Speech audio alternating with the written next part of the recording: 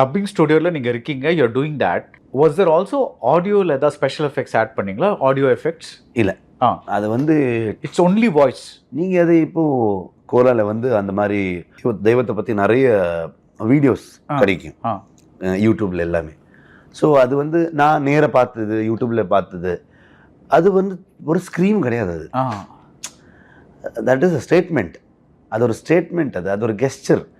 So அதில் வந்து நிறைய இமோஷன்ஸ் இருக்கும். ஸோ அது வந்து கொண்டு வர ட்ரை பண்ணியிருந்தேன், அவ்வளோதான்.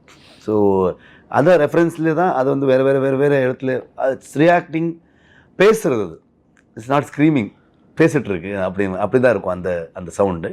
ஸோ